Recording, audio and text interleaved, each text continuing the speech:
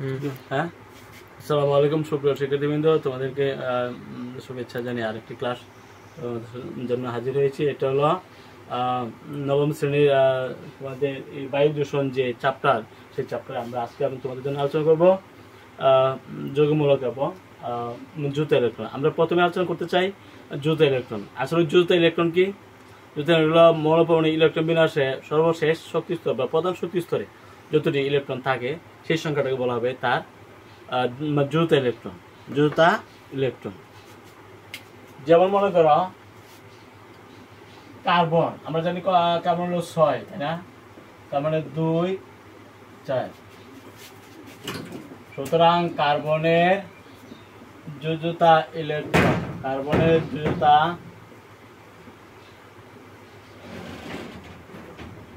Electron হলো তোমার 4।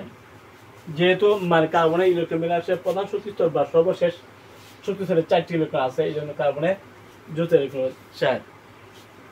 আবার মনে করো নাইট্রোজেন 7, 2, 5, তার মানে নাইট্রোজেনের যৌথতা ইলেকট্রন 5। যেহেতু নাইট্রোজেনের সর্বশেষ কক্ষপথে 5টি ইলেকট্রন, এই জন্য নাইট্রোজেনের যৌথ ইলেকট্রন হবে 5। কার্বনের সর্বশেষ কক্ষপথে 4টি ইলেকট্রন আছে, এই জন্য কার্বনের যৌথ ইলেকট্রন হলো 4। এইভাবে ক্লোরিন মনে করো, আমরা জানি ক্লোরিন হলো 17, তার মানে 2, 8, 7। সেক্ষেত্রে ক্লোরিনের সর্বশেষ কক্ষপথে আছে করা 7টা ইলেকট্রন। যেহেতু তার সর্বশেষ কক্ষপথে 7টি ইলেকট্রন আছে, তাহলে আমরা বলবো ক্লোরিনের যৌথ ইলেকট্রন 7।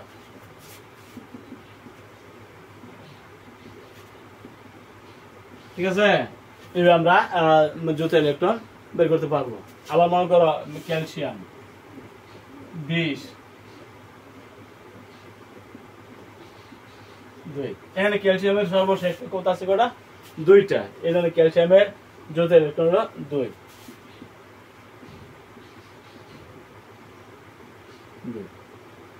যেহেতু ক্যালসিয়ামের সর্বশেষ কক্ষপথে 2টি ইলেকট্রন, এই জন্য ক্যালসিয়ামের যৌথ ইলেকট্রন 2। অর্থাৎ সর্বশেষ কক্ষপথে কতটি ইলেকট্রন আছে সেই সংখ্যাটাকে বলা হবে তার যৌথ ইলেকট্রন। ঠিক আছে, তাহলে আমরা মানে কি বলতে পারি? কোন মৌল পরমাণু, কোন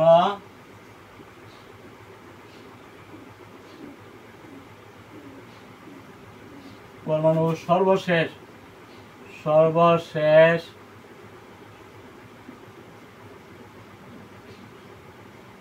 কক্ষপথে যতটি ইলেকট্রন থাকে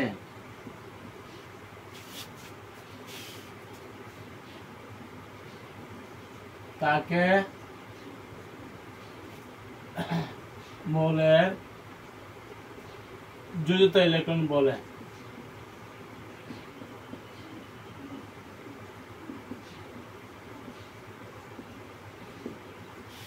আশা করি যৌথ ইলেকট্রন তোমরা বুঝতে পারছো। কোন মৌল পরমাণুর সর্বশেষ শক্তি স্তরে যতটি ইলেকট্রন থাকে তাকে ওই মৌলের যৌথ ইলেকট্রন বলে। ঠিক আছে, যতটা ইলেকট্রন থাকে, যদি একটা থাকে যৌথ ইলেকট্রন 1, যদি 2টা থাকে 2, যদি 7টা থাকে 7, যদি 6টা থাকে 6, যদি 5টা থাকে 5। এভাবে আমরা যৌথ ইলেকট্রন হিসাব করবো। সুপ্রিয় শিক্ষার্থীবৃন্দ, এখন আমরা আলোচনা করবো যৌগমূলক। যৌগমূলক কাকে বলে?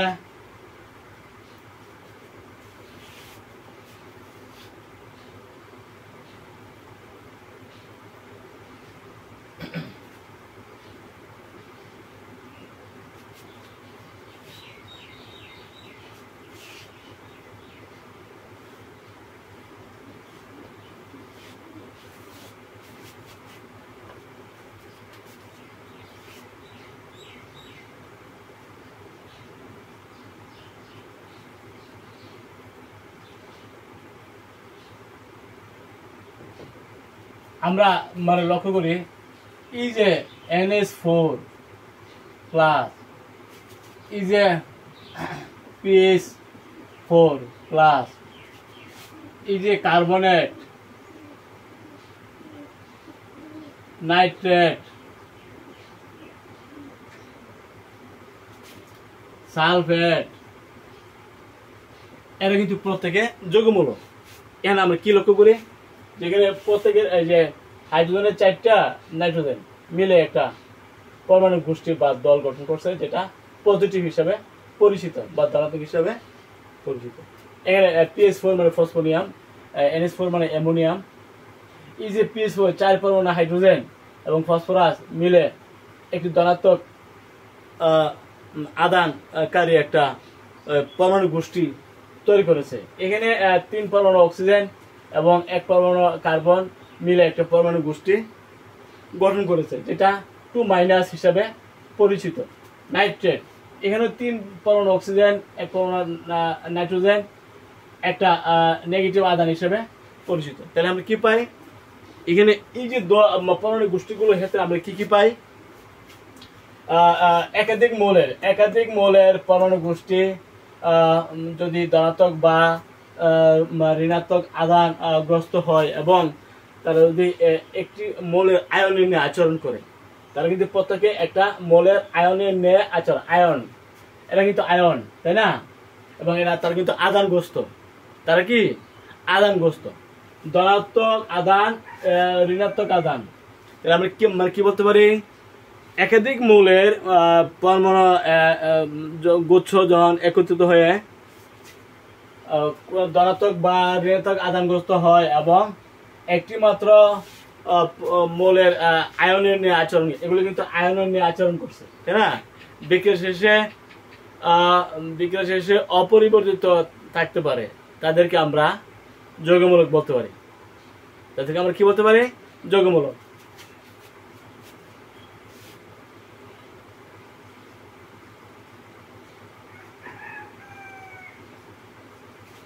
একাধিক মৌলের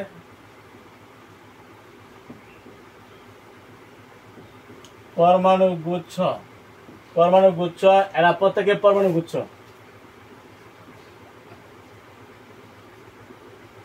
যখন ধনাত্মক বা এগুলি ধনাত্মক আর এগুলি ঋণাত্মক,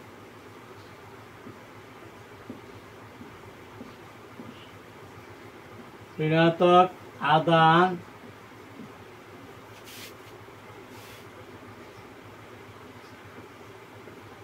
হয় এবং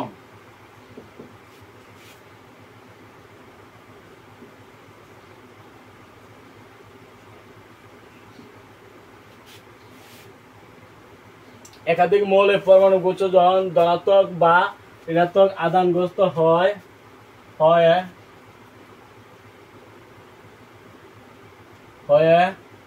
একটি মৌলের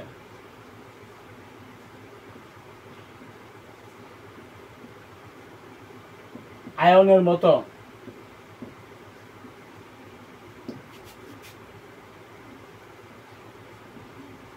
আচরণ করে,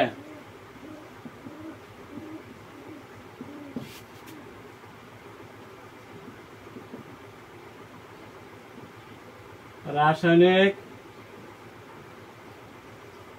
বিক্রিয়া শেষে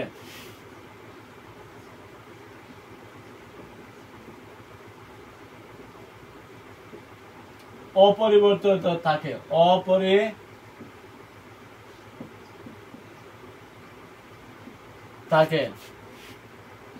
সেই পরমাণু গুচ্ছকে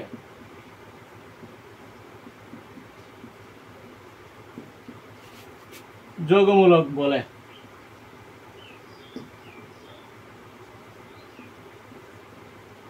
সুপ্রিয় শিক্ষার্থীবৃন্দ, আমরা আগে তোমাদেরকে উদাহরণগুলো দিয়েছি, তারপর আমরা সংজ্ঞাটা লিখেছি যে একাধিক মৌলের পরমাণু গুচ্ছ যখন ধনাত্মক বা ঋণাত্মক আদান গ্রস্ত হয় এবং একটি মৌলের আয়নের মতো আচরণ করে এবং রাসায়নিক বিক্রিয়া শেষে অপরিবর্তিত থাকতে পারে, তারা অপরিবর্তিত থাকতে পারে। এটা কিভাবে হয়, যেমন মনে করো জিঙ্ক প্লাস সালফিউরিক অ্যাসিড যদি আমরা বিক্রিয়া ঘটাই, তাহলে আমরা জানি জিঙ্ক সালফেট এবং হাইড্রোজেন উৎপন্ন করেছে। এই আয়নগুলো কিন্তু এখানে উপাদানে অপরিবর্তিত থাকে, অপরিবর্তিত থাকে।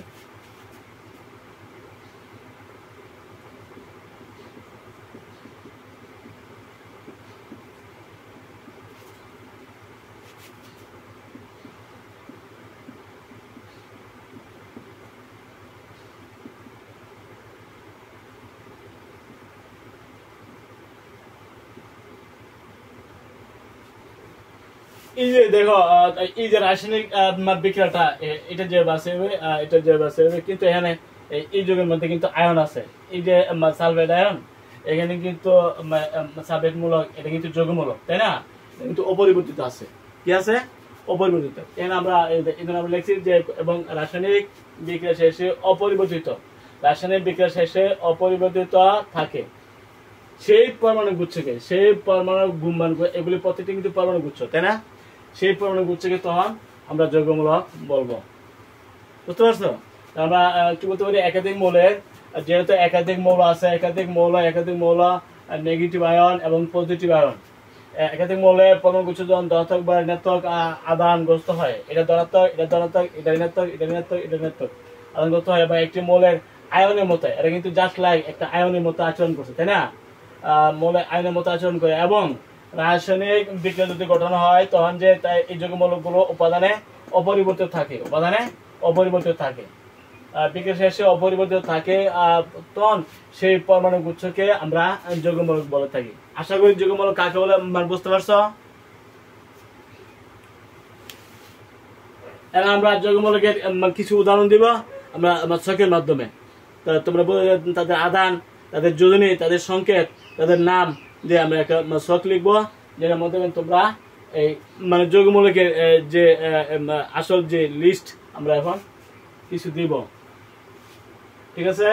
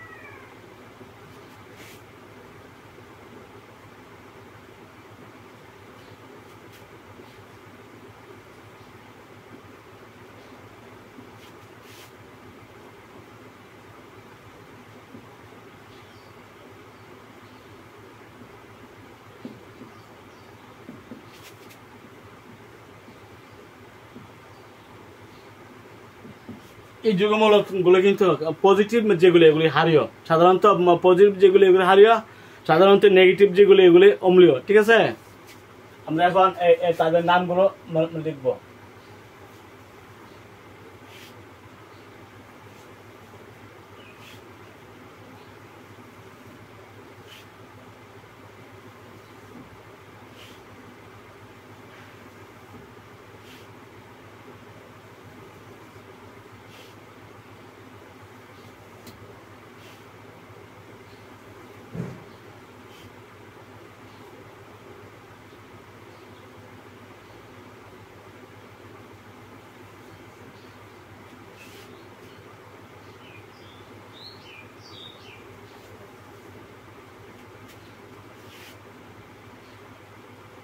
অ্যামোনিয়াম, অ্যামোনিয়াম যে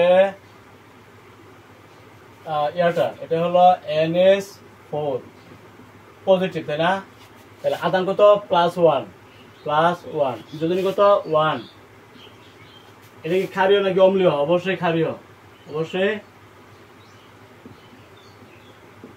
ধনাত্মক যে মূলকগুলো আছে প্রত্যেক কিন্তু ক্ষারীয়, তার মানে এটা হলো ক্ষারীয়, তার যোজনী হলো 1, তার আধান হলো 1। ফসফোনিয়াম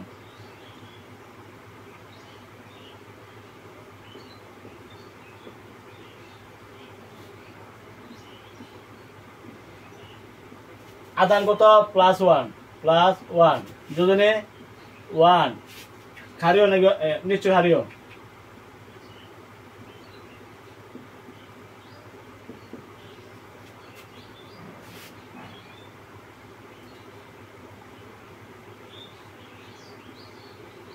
ফসফেট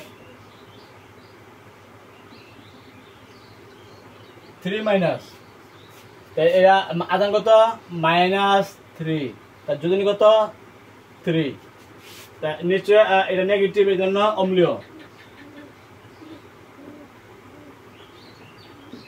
ঠিক আছে। ফসফেট কার্বনেট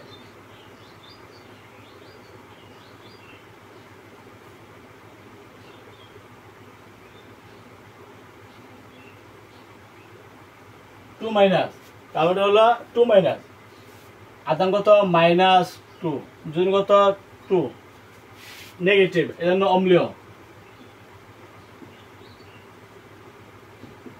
ঠিক আছে।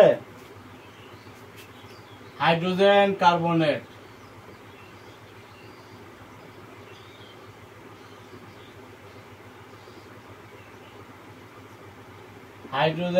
কার্বনেট আধান -1, যোজনী 1, নিশ্চয় অম্লীয়, যেহেতু মাইনাস অম্লীয়।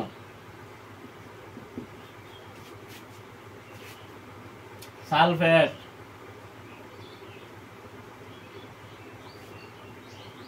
SO4 2-, আধান -2, যোজনী 2, নিশ্চয় অম্লীয়। বুঝছো? তা আমরা এই চারটে এগুলি লিখতেছি। হাইড্রোজেন সালফেট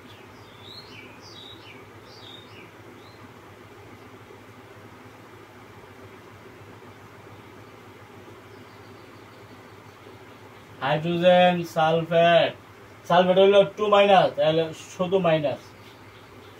ঠিক আছে। আধান কত হবে -1, সালফেটের আধান যদি -2 হয় তাহলে হাইড্রোজেন সালফেটের আধান হবে -1, এবং তার সালফেটের যদি 2 হয় তাহলে তার যোজনী হবে 1, এবং মাইনাসের অম্লীয়।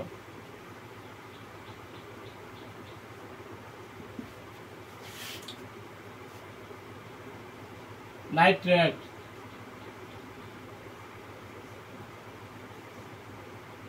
NO3, আধান কত -1, যোজনী কত 1, অম্লীয়। বুঝতে পারছো আশা করি।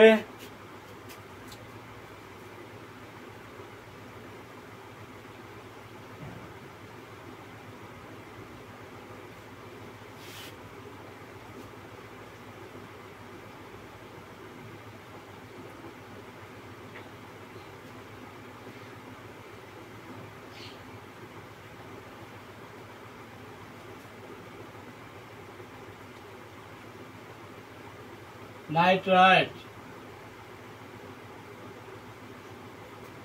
এটা কত হবে?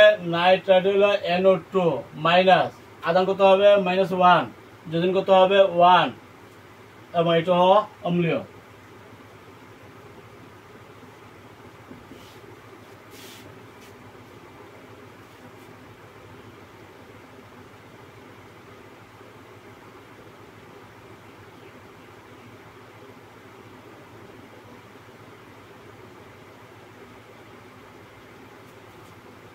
হাইড্রোক্সাইল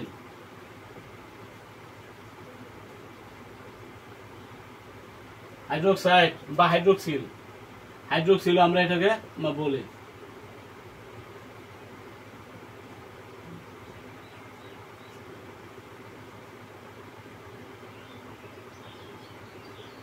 OS মাইনাস, তাই না?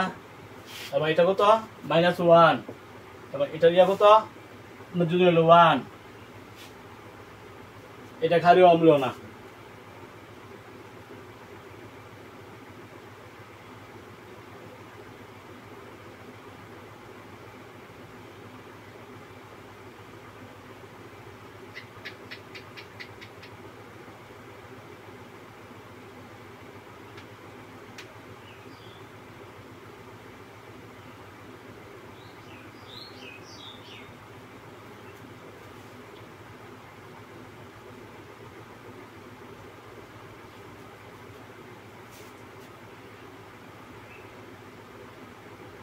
হাইড্রোজেন হাইড্রোক্সাইড, এটা হলো হাইড্রোক্সাইড।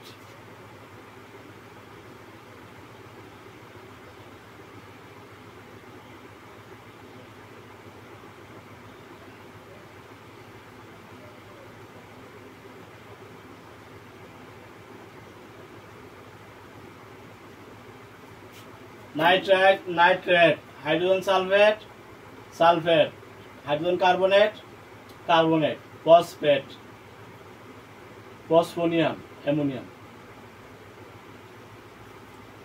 1 2 3 4 5 6 7 8 9 10টা।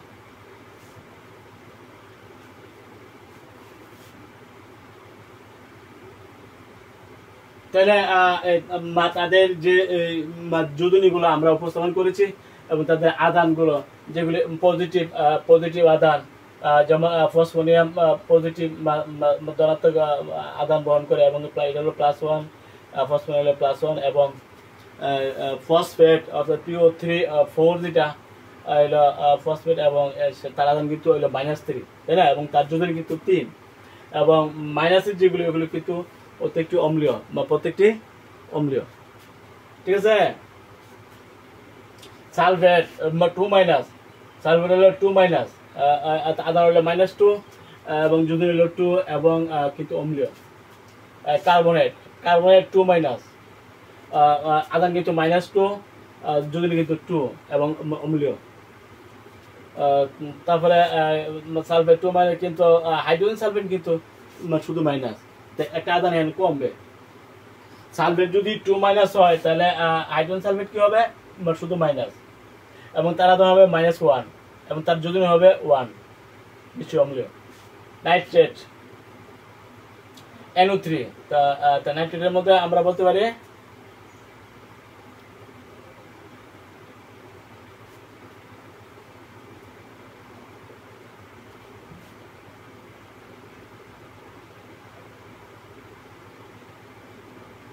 নাইট্রেট হলো -1 এবং তার আদান হলো -1 এবং তার যোজনী 1 এবং অম্লীয়। নাইট্রাইট এটাও কিন্তু মাইনাসের এবং তার আদান -1 এবং তার যোজনী 1, অম্লীয়। তো ওই যেটা এটাকে আমরা বলি হাইড্রোক্সিল বা হাইড্রোক্সাইড, হাইড্রোক্সিল বা হাইড্রোক্সাইড, তার আদান কিন্তু -1 এবং যোজনী কিন্তু 1, এটা কিন্তু হারিয়ে। তো এইভাবে আমরা যৌগমূলকগুলো আমরা তোমাদের সামনে আদান, সংকেত এবং ক্ষারীয় অম্লীয় সেটা উপস্থাপন করেছি। ঠিক আছে। তো এই যে NH4 এই যৌগমূলকের নাম কি হবে? অ্যামোনিয়াম। এই যে PS4 এটা হলো ফসফোনিয়াম। এই যে PO4 এটা হলো ফসফেট। PO4 হলো ফসফেট। এই যে CO3 এটা হলো কার্বনেট। ঠিক আছে। CO3 কার্বনেট আর হাইড্রোজেন থাকলে হাইড্রোজেন কার্বনেট। কার্বনেট যদি 2- হয় বা হাইড্রোজেন কার্বনেট হবে শুধু মাইনাস। কার্বনেটের আদান যদি 2- হয় -2 হয় তাহলে হাইড্রোজেন কার্বনেট আদান হবে -1। কার্বনেটের যোজনী যদি 2 হয় তাহলে হাইড্রোজেন কার্বনেটের যোজনী কিন্তু শুধু 1 হবে। সালফেট 2-, সালফেট এটা হলো সালফেট 2- এবং তার আদান কিন্তু হলো -2। হাইড্রোজেন সালফেট জন্ম বলা হয় তার আদান 1 কমে গেল, তাই -2 হলো -1 এবং তার যোজনী কিন্তু সালফেটের জন্য হলো 2 কিন্তু হাইড্রোজেন সালফেটের জন্য হবে 1, এটা খেয়াল করতে হবে। এবং নাইট্রেটের হলো আদান কিন্তু -1, তার যোজনী কিন্তু 1 এবং মাইনাস যারা এরা মানে এটা ছাড়া বাকি পথে কিন্তু অম্লীয়। ঠিক আছে। প্লাস যে যৌগমূলকগুলো এরা প্রত্যেকে ক্ষারীয়, প্রত্যেকে ক্ষারীয়। এগুলো আমাদের বিশ্লেষণ আর কি।